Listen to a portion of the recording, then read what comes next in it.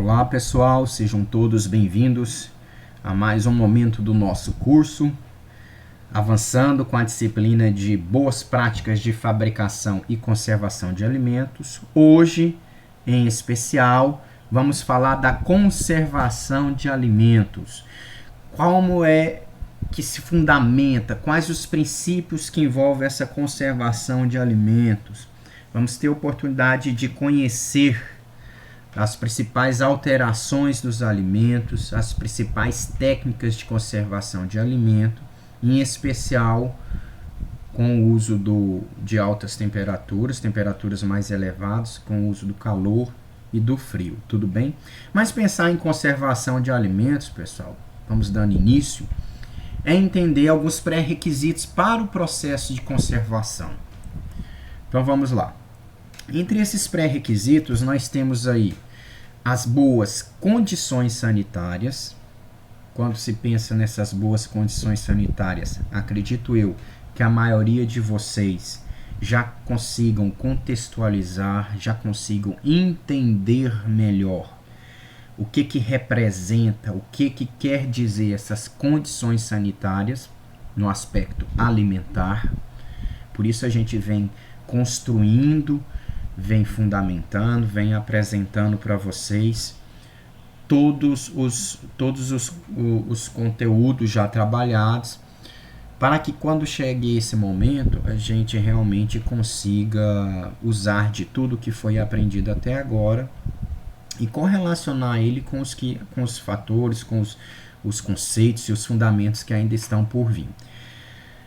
Então envolve aí tudo que nós já entendemos e aprendemos sobre as boas práticas de fabricação, tudo que nós hoje entendemos sobre segurança alimentar, tudo que hoje nós já entendemos sobre a importância da higiene, da limpeza e da sanitização para garantir um alimento de qualidade. Tá? Então pensar nessas condições sanitárias do alimento é garantir que esse alimento esteja apto para o consumo sem trazer nenhum prejuízo à saúde do consumidor. Pensar ainda como pré-requisito na sua integridade, na sua estrutura íntegra, é também nos remeter ao seu aspecto físico, saber se ele tem algum dano, saber se ele está íntegro, saber se o alimento está estável, tá? Fisicamente pensando. E a natureza do alimento a ser conservado nada mais é, gente, de uma coisa que é imprescindível e essencial dentro da conservação de alimentos. Entender o seu alimento, conhecer esse alimento é algo imprescindível. No momento em que nós conhecemos o nosso alimento, suas particularidades, suas sensibilidades, suas fragilidades, as suas resistências, nós temos condição aí de utilizar da melhor técnica de conservação de alimentos para aquele alimento. Por isso é tão importante nós conhecermos o nosso alimento. Bom, mas existem fatores que a gente considera como fundamentais e que regem, tá, as técnicas de conservação de alimentos. Eu trouxe entre elas a primeira, alcançar a temperatura desejada, nesse sentido, que a mesma não seja nem excessiva e nem também insuficiente para o fim específico com o qual nós estamos utilizando-a. Em outras palavras, o que eu estou querendo dizer? Sempre, pessoal, vai existir uma temperatura a se alcançar. Geralmente, essa temperatura já se estabelece o valor mínimo para que ela seja efetiva. Pensando no tratamento térmico com o uso do calor, nós podemos dar um exemplo aleatório. Por exemplo, a temperatura para a pasteurização do leite. Essa pasteurização, se ela acontecer a 72 graus Celsius, eu tenho que garantir que o meu tratamento não seja inferior a 72 graus Celsius. Se eu fizer esse tratamento a 71 a 69 graus Celsius, tratamento não vai se completar, não vai ser efetivo ao final. Também de nada adianta eu pensar, se eu preciso no mínimo de 72 graus Celsius, então eu vou colocar 90, vou colocar 100, porque aí nós estaremos excedendo a temperatura desejada. E existem alguns prejuízos de ordem nutricional e de ordem sensorial.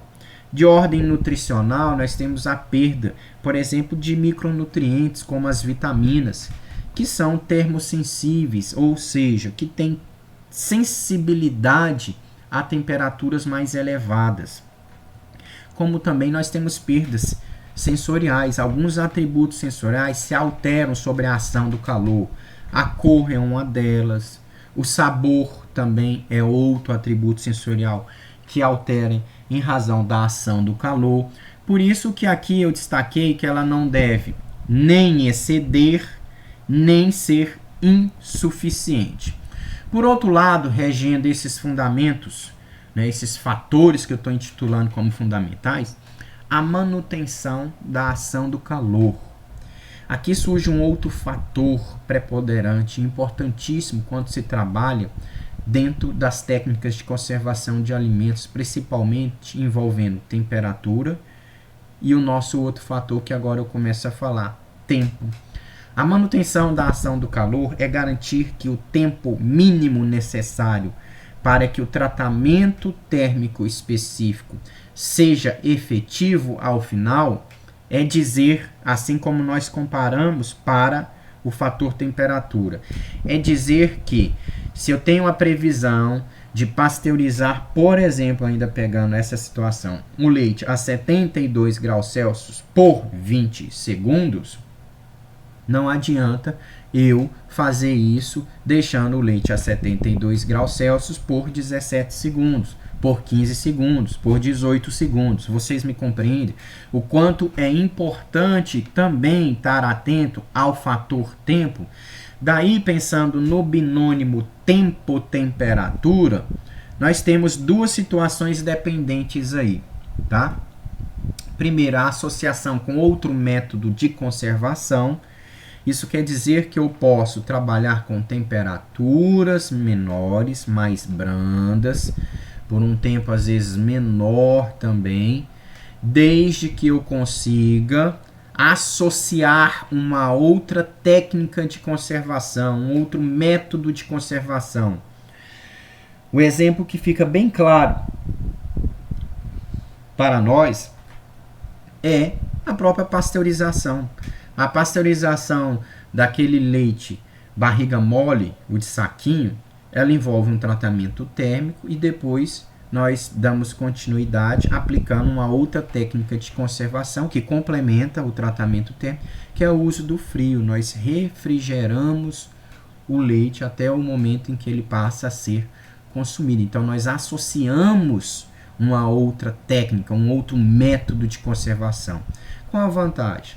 Economia de energia, menor danos ao alimento. Quando eu falo de danos, menor perda de constituintes nutricionais, menor perda de atributos sensoriais. E o outro fator dependente envolvendo o binônimo tempo e temperatura é o efeito do calor sobre o alimento.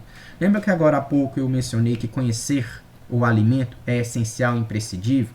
No momento em que nós conhecemos a sua resistência, mas também conhecemos a sua fragilidade, as suas vulnerabilidades a determinados ataques, a determinados tratamentos, a gente pode falar que a gente compreende, entende o efeito do tratamento, da técnica de conservação a ser utilizada sobre o alimento, que consequência isso vai trazer. Bom, mas pensando nos métodos de conservação, nós temos processos utilizados na indústria. A gente resume eles de três formas. Os processos físicos, que são basicamente os que envolvem operações mecânicas. Então, o simples fato de nós utilizarmos um utensílio como uma faca, para contextualizar aqui, tá, pessoal? Para descascar um abacaxi, né, fazer a separação da casca da polpa que vai ser processada, nós estamos aí utilizando de uma operação mecânica com o auxílio de uma faca. Ao mesmo tempo, eu poderia estar fazendo uso de equipamentos como, por exemplo, a despolpadeira, a centrífuga,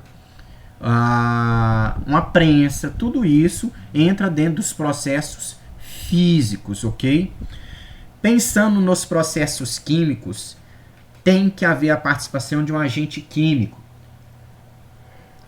a participação do uso de uma substância química. O exemplo que eu trouxe para vocês é no processo de cura de carnes ou a própria obtenção da margarina por hidrogenação de óleos. E os processos biológicos, quais são os maiores exemplos que nós podemos trazer aí? A atuação, a participação de micro-organismos, pessoal, ou enzimas, vamos bem dizer assim, para a produção de alguns alimentos. Nós temos para queijos e iogurte o uso de bactérias lácticas.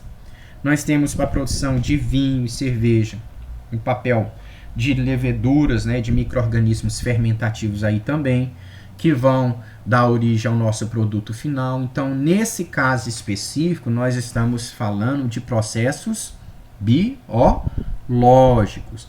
Então, qual que é o objetivo primordial? Qual que são os objetivos básicos da conservação de alimentos? Gente, tornar a vida do micro-organismo o mais difícil possível. A atuação desse micro-organismo, ela tem que ser dificultada. O micro-organismo, ele não pode se sentir à vontade para crescer, para multiplicar, para contaminar o nosso alimento, para fazer do nosso alimento algo não consumível, para não trazer alterações que não são desejáveis. Então, um dos objetivos com as técnicas de conservação de alimentos é eliminar ou realmente inibir, dificultar a atuação desses micro-organismos, sejam eles bactérias, leveduras, enfim. Um outro objetivo é a destruição de enzimas ou de ações enzimáticas que podem sim trazer alterações enzimáticas não desejáveis. Eu não vou contextualizar isso daqui mais um pouquinho. E o outro objetivo é fazer o controle do teor de água presente nesse alimento. Já também pontuamos isso nas aulas anteriores. A presença de água favorece a multiplicação do micro-organismo. Então, no momento em que nós temos o controle dessa água livre disponível para a multiplicação, para a ação desse micro-organismo, nós estamos tendo condição de controlar, né, de estabelecer parâmetros nos quais também vão tornar a vida desse micro-organismo mais difícil. Eu também trouxe aqui nesse slide para vocês algumas características da água, né, pensando na água no seu estado líquido. Então, ela é um importante solvente, ela está em ambientes para as interações hidrofóbicas, é conhecida também como um constituinte essencial, favorece, participa como meio de transporte, enfim. A água, ela realmente exerce inúmeras funções biológicas, por isso ela é tão importante, tão essencial. Entre os métodos de conservação, gente, nós temos aí, e eu fiz questão de criar esse slide só para nós ilustrarmos, com cores diferentes para ficar mais perceptível. Agora há pouco a gente falou de processos usados na indústria, entre eles a gente falou de processos físicos e químicos lá, lembra? Pode haver situação que a gente até pode combinar um método físico com um químico. E aí eu trouxe alguns desses, tá? Aqui são os métodos de conservação de alimento, por exemplo, métodos físicos. Com o uso do calor, nós temos os principais aí, a esterilização, a pasteurização, a ultrapasteurização e com o uso do frio, nós temos os principais, o resfriamento e o congelamento. Diga-se de passagem, para o nosso curso específico, depois nós vamos tratar com mais detalhes o uso do calor e o uso do frio. Métodos químicos, né? Nós temos, para fim de ilustrar, a salga, a defumação, os aditivos e a combinação do que seriam esses dois métodos, né? Envolvendo processos físicos e processos químicos, pessoal. A liofilização, a desidratação e a irradiação. Tudo isso, tá? Para se ter um bom resultado, para ser efetivo no final, envolve nós realmente conhecermos bem as particularidades envolvendo cada técnica, conhecer bem o nosso alimento, ter um ambiente favorável à manipulação, ao processamento, ao acondicionamento, ao armazenamento, ao transporte. Então, por aí a gente vai como é que se diz? Agrupando de todos esses conhecimentos que agora a gente sabe, mais do que nunca, que são necessários para que a gente garanta que tudo que a gente for manipular e processar esteja atendendo aquilo que é preconizado pela legislação.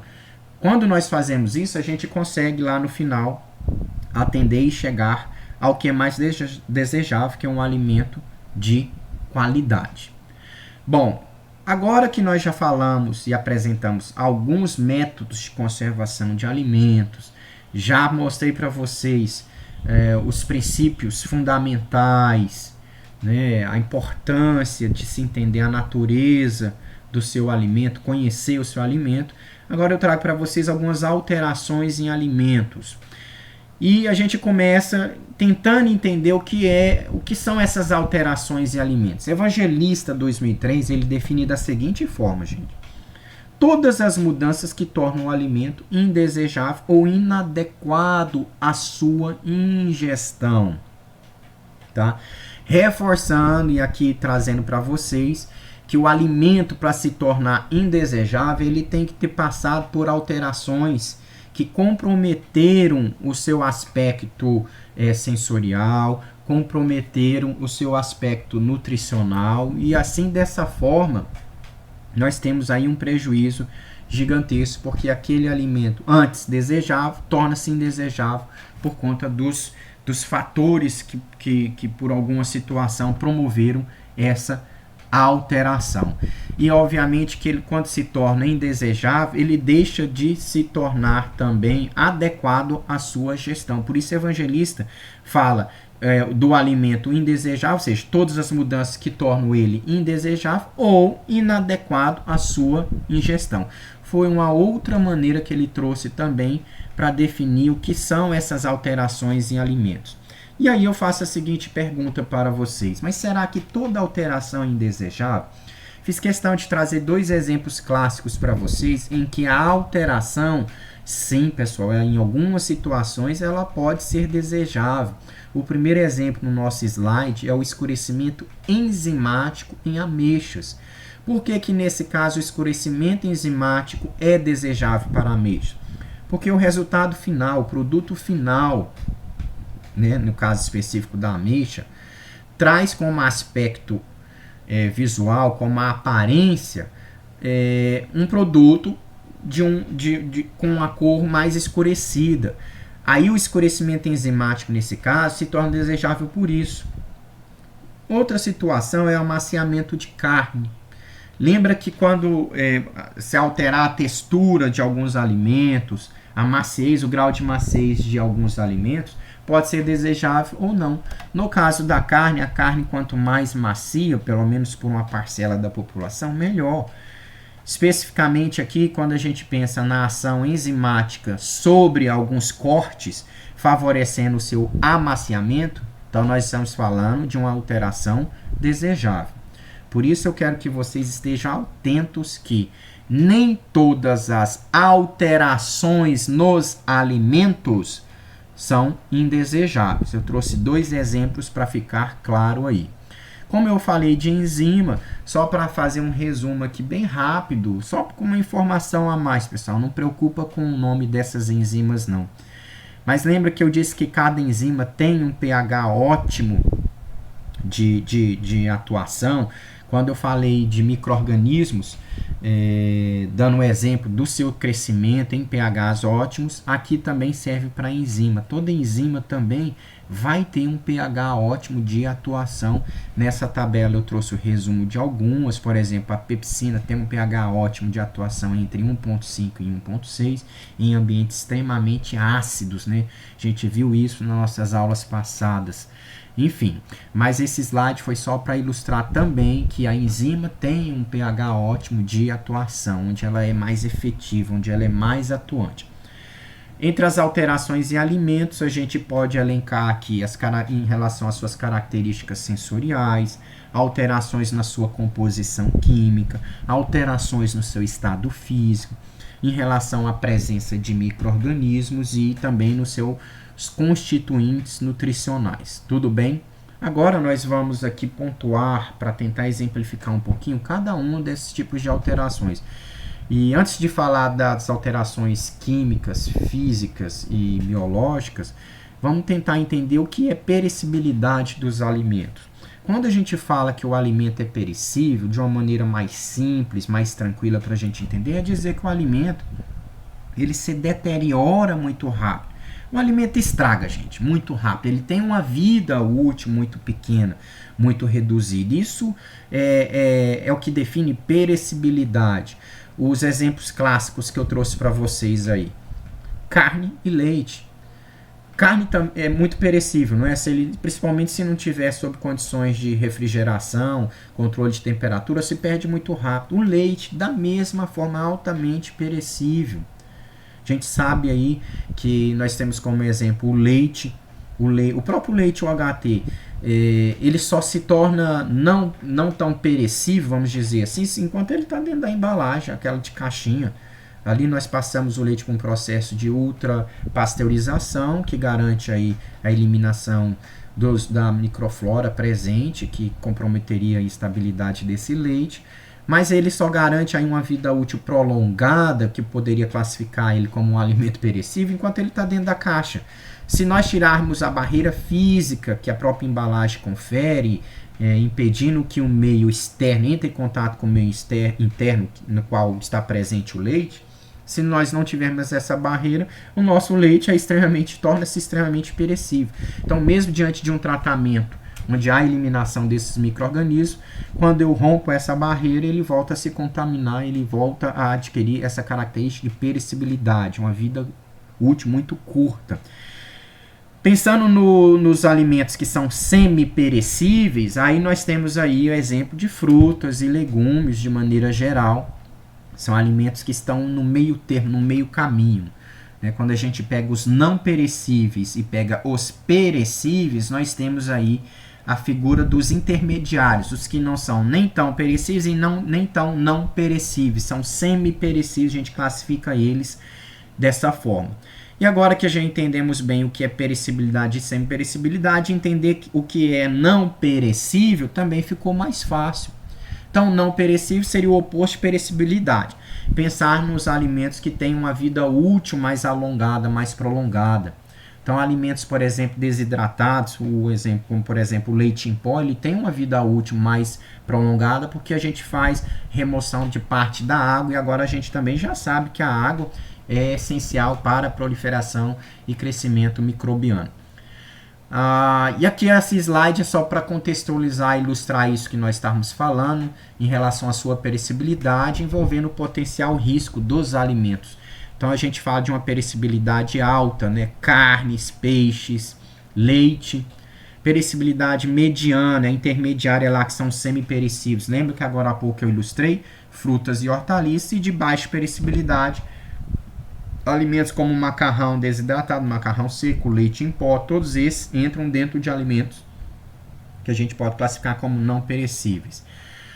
Bom, pensando nas causas de alterações em alimentos, nós temos a ação de micro-organismos, podemos ter a ação enzimática, ações em função de reações químicas, por ataques ou presenças de insetos e roedores, e também a ação física promovida pelo uso do frio, do calor. Nós vamos ver e contextualizar cada um desses casos agora.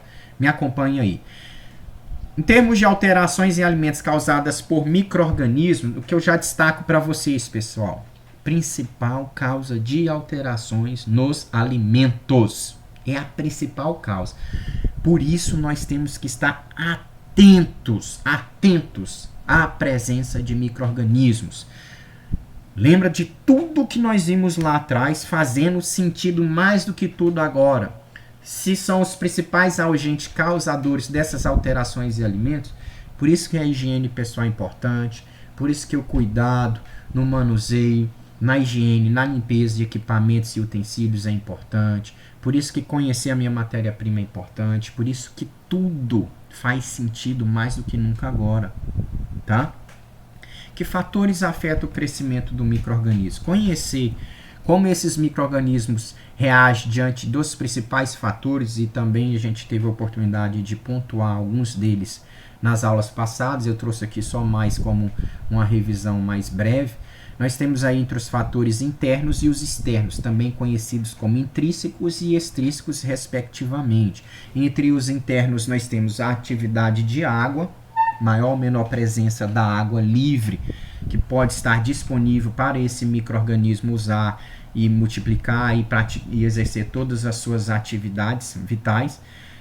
Conhecer o pH do meio, saber o quanto ele é mais ácido e menos ácido, o quanto isso favorece ou não a proliferação de determinadas classes de micro-organismos.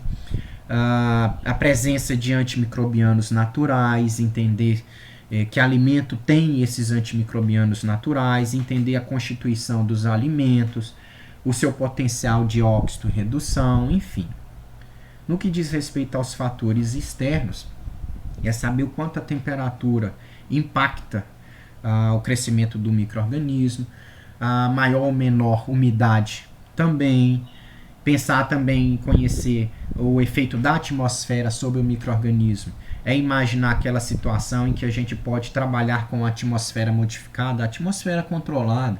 Vamos contextualizar você embalar um alimento qualquer, e em vez de você deixar o oxigênio presente, você fazer a remoção do oxigênio e fazer a adição de um gás, por exemplo, como o nitrogênio, que inibe o crescimento de uma classe de micro-organismo conhecida como aeróbicas, que depende para a sua sobrevivência da presença de oxigênio. Então, no momento que eu tiro o oxigênio, mas eu faço a injeção de um gás diferente, então eu estou alterando a atmosfera interna de dentro da minha embalagem, eu estou criando uma barreira protetiva que, consequentemente, vai garantir aí uma maior vida de prateleira para o meu alimento ali. Bom, então já que estamos falando de micro-organismos, nós temos aí algumas modificações e alterações promovidas por eles. Entre elas, eu trouxe dois exemplos, um envolvendo uma linguiça toscana e outro envolvendo a salsicha. Em ambas, houve o surgimento de cores que não são características para esses dois alimentos. Talvez na imagem não fica claro, mas esses dois pontos aqui são esverdeados. Aqui lembra até uma cor um pouco mais azulada, mas é para destacar aqui, na verdade, a cor mais esverdeada em razão da ação microbiana, a presença de micro-organismos na nossa salsicha. Da mesma forma, na nossa linguiça toscana, quando a gente analisa a extremidade, acompanhe no slide, tá, pessoal? Até coloquei uma seta destacando aqui essa foto. Nós temos aqui um ponto de escurecimento, uma mancha negra. Essa alteração na cor também, nessa linguiça toscana, uma alteração na cor nesse sentido não desejável, porque altera a sua cor natural própria para o alimento linguiça toscana, foi em decorrente também da presença de micro-organismos.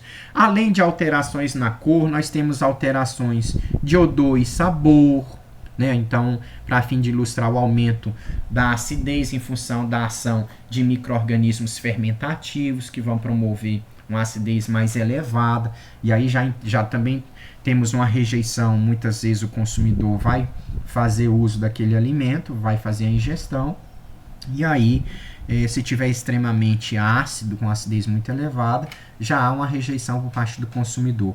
Além disso, nós temos degradações proteicas, temos a hidrólise de lipídios, todos esses trazem consequências que vão impactar tanto no odor quanto no sabor. Qualquer alteração desses atributos sensoriais já compromete demais o nosso alimento, o nosso produto, e como consequência, gente, imediata é a rejeição do consumidor por aquele alimento. Alterações na viscosidade também pode acontecer. O leite traz um exemplo clássico, quando o leite está muito assim, com aquele aspecto leitoso, com uma viscosidade bem diferente da natural, nós temos aí, sem sombra de dúvida, a ação de micro-organismos no nosso leite. É um indicativo de uma contaminação. Então a gente tem que ficar atento. Limosidade superficial, talvez alguns de vocês já tenham percebido em casa ou já ouviram alguém falar. Então aquele limo que se forma na superfície da carne, provavelmente, pessoal, é ação microbiana. Eu trouxe aqui também o exemplo da situação onde nós temos a formação de gás, micro-organismos que como subproduto formam um gás, e em razão disso nós temos o estufamento de algumas embalagens. É um defeito. Então, no exemplo que eu trouxe aqui, ó, a produção de gás em salame, tipo italiano, já embalada em filme plástico com alta barreira ao oxigênio. Estufamento, por exemplo, de enlatados, tudo isso indica aí um risco muito grande ou um potencial gigantesco de estar havendo a ação de micro-organismos formadores de gases. Tudo bem, pessoal? Espero ter ficado claro esses vários exemplos aí que afetam o aspecto do nosso alimento, já que nós estamos falando de alterações em alimento e as suas causas. Vimos então a ação de micro-organismos, agora vamos falar de algumas ações envolvendo certas enzimas. Enzimas que vão atuar diretamente nas nossas proteínas, muito presentes na carne, para fim de contextualizar. A hidrólise péptica, muito presente também nas nossas frutas, e a lipídica, presente em alimentos ricos em gordura. Então, quando se pensa na hidrólise de proteínas, né, na lise, na quebra dessas proteínas, nós temos aí a geração de sabor amargo, algo não desejável também para quem vai consumir determinados tipos de alimento.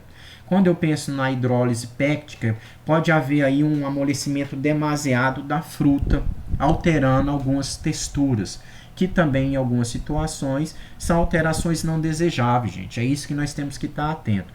No alimento também rico em gordura, pode acontecer a situação do surgimento de ranço, certo?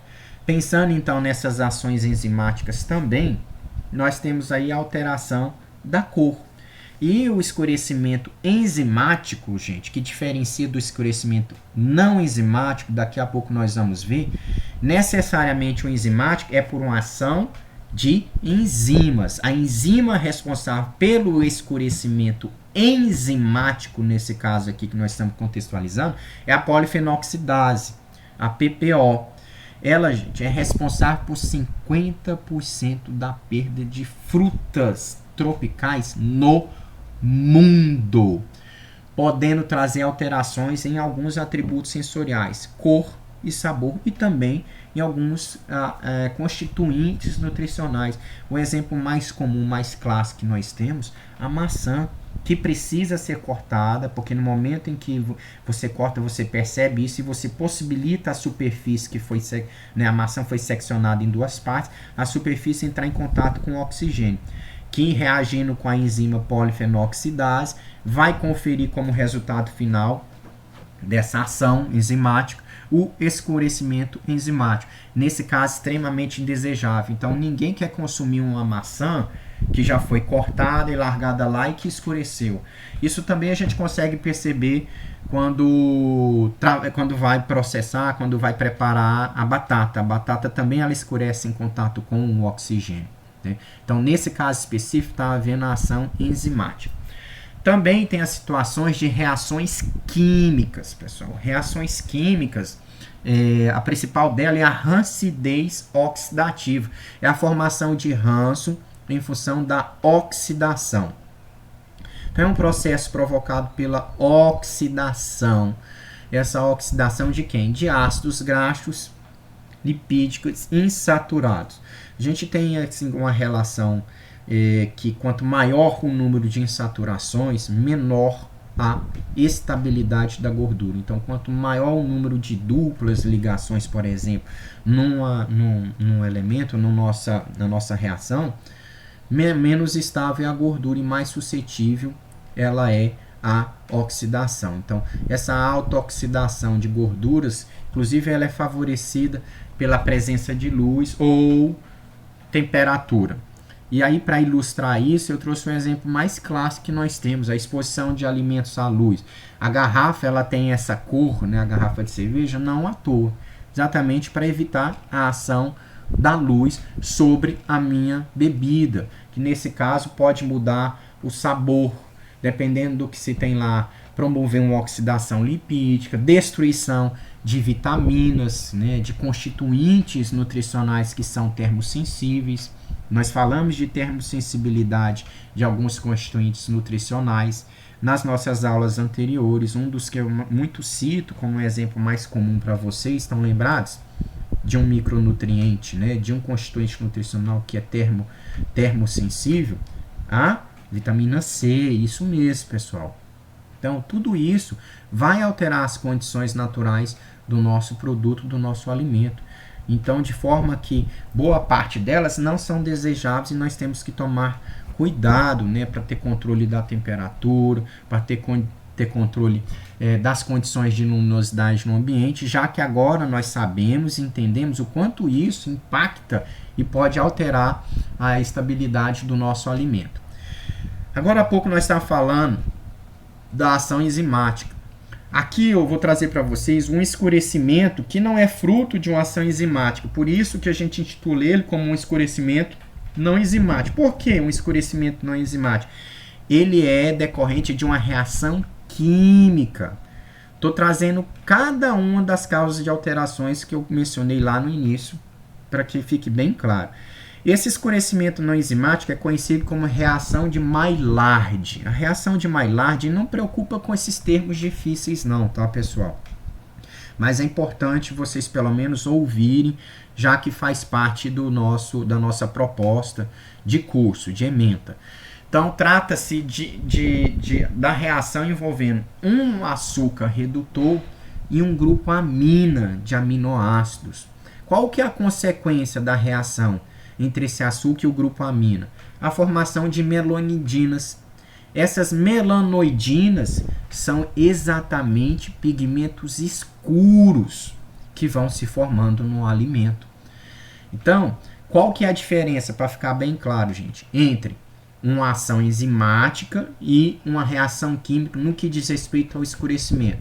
Quando eu tenho uma reação química, eu estou falando de uma reação estritamente química sem a participação de um enzima. Então, a consequência dessa reação de Maillard é o próprio escurecimento, que a gente chama de escurecimento não enzimático.